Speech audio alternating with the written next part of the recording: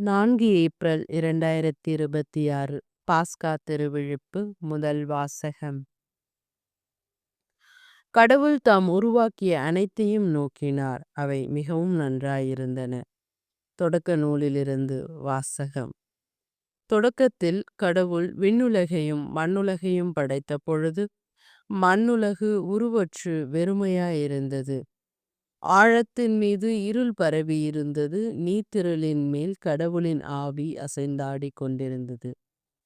அப்பொழுது கடவுள் ஒளி தோன்றுக என்றார். ஒளி தோன்றிற்று.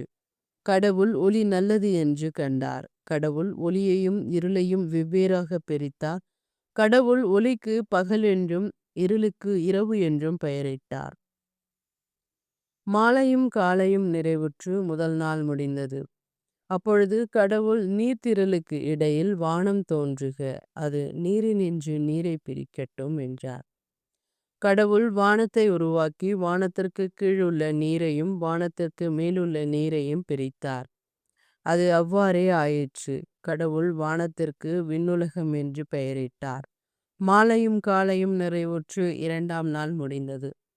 அப்பொழுது கடவுள் விண்ணுலகுக்கு கீழுள்ள நீரெல்லாம் ஓரிடத்தில் ஒன்று சேர உலர்ந்த தரை தோன்றுக என்றார். அது அவ்வாறே ஆயிற்று. கடவுள் உலர்ந்த தரைக்கு நிலம் என்றும் ஒன்று திரண்ட நீருக்கு கடல் என்றும் பெயரிட்டார்.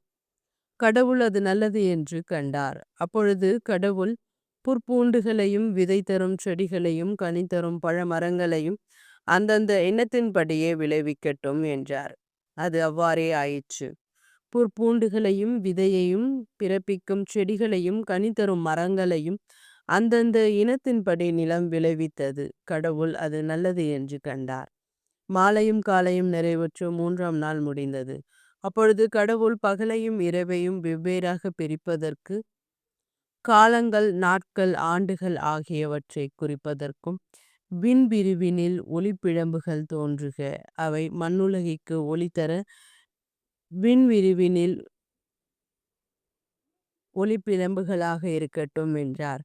அது அவ்வாறே ஆயிற்று. கடவுள் இரு பெரும் ஒளிப்பிழம்புகளை உருவாக்கினார். பகலை ஆள்வதற்கு பெரிய ஒளிப்பிழம்பையும் இரவை ஆளுவதற்கு சிறிய ஒளிப்பிழம்பையும் மற்றும் விண்மீன்களையும் அவர் உருவாக்கினார். கடவுள் மண்ணுலகில் ஒளி தர விண்ணுலக வானத்தில் அவற்றை அமைத்தார். பகலையும் இரவையும் ஆள்வதற்கு ஒளியையும் இருளையும் வெவ்வேறாக பிரிப்பதற்கும் அவற்றை அமைத்தார். கடவுள் அது நல்லது என்று கண்டார். மாலையும் காலையும் நிறைவுற்று நான்காம் நாள் முடிந்தது. அப்பொழுது கடவுள் திரளான உயிரினங்களை தண்ணீர் தோற்றுவிப்பதாக, விண்ணுலக வானத்தில் நிலத்திற்கு மேலே பறவைகள் பரப்பனவாக என்றார். இவ்வாறு கடலின் பெரும் பாம்புகளையும் திரள் திரளாக நீரில் நீந்தி வாழும் உயிரினங்களையும் இறக்கையுள்ள எல்லாவித பறவைகளையும் அவற்றின் இனத்தின்படியே கடவுள் படைத்தார். கடவுள் அது நல்லது என்று கண்டார். கடவுள் அவற்றுக்கு ஆசி வழங்கி பலுகி பெருகி கடல் நீரை நிரப்புங்கள், பறவைகளும் மண்ணுலகில் பெருகட்டும் என்று உரைத்தார். மாலையும் காலையும் நிறைவுற்று ஐந்தாம் நாள் முடிந்தது. அப்பொழுது கடவுள் கால்நடைகள், ஊர்வன, காட்டு விலங்குகள் ஆகியவற்றை அவ்வவற்றின் இனத்தின்படி நிலம் தோற்றுவிப்பதாக என்றார். கடவுள் காட்டு விலங்குகளையும் கால்நடைகளையும் நிலத்தில் ஊர்வன யாவற்றையும் அவ்வவற்றின் இனத்தின்படி உருவாக்கினார். கடவுள் அது நல்லது என்று கண்டார். அப்பொழுது கடவுள் மானிடரை நம் உருவிலும் நம் சாயலிலும் உருவாக்குவோம். அவர்கள் கடல் மீன்களையும் வானத்து பறவைகளையும் கால்நடைகளையும் மண்ணுலகு முழுவதையும் நிலத்தில் ஊர்வன யாவற்றையும் ஆளட்டும் என்றார். கடவுள் தம் உருவில் மானிடரை படைத்தார். கடவுளின் உருவிலேயே அவர்களை படைத்தார். ஆணும் பெண்ணுமாக அவர்களை படைத்தார். கடவுள் அவர்களுக்கு ஆசி வழங்கி பலுகி பெருகி மண்ணுலகை நிரப்புங்கள், அதை உங்கள் ஆற்றலுக்கு உட்படுத்துங்கள். கடல் மீன்கள், வானத்து பறவைகள், நிலத்தில் ஊர்ந்து உயிர் வாழ்வன அனைத்தையும் ஆளுங்கள் என்றார். அப்பொழுது கடவுள் மண்ணுலகு எங்கும் உள்ள விதை தரும் செடிகள் பழமரங்கள் அனைத்தையும் உங்களுக்கு நான் கொடுத்துள்ளேன்.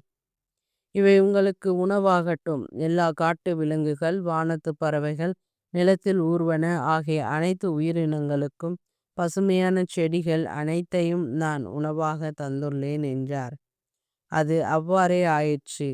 கடவுள் தாம் உருவாக்கிய அனைத்தையும் நோக்கினார், அவை மிகவும் நன்றாயிருந்தன. மாலையும் காலையும் நிறைவுற்று ஆறாம் நாள் முடிந்தது. விண்ணுலகும் மண்ணுலகும் அவற்றில் உள்ள அமைப்புகள் அனைத்தையும் உருவாக்க பெற்று நிறைவு எய்தின. மேலும் கடவுள் தாம் செய்த வேலையை 7ஆம் நாளில் முடித்திருந்தார். அவர் தாம் செய்த வேலைகள் அனைத்தையும் நிறைவு பெற செய்து 7ஆம் நாளில் ஓய்ந்திருந்தார். ஆண்டவரின் அருள்வாக்கு. இறைவா உமக்கு நன்றி.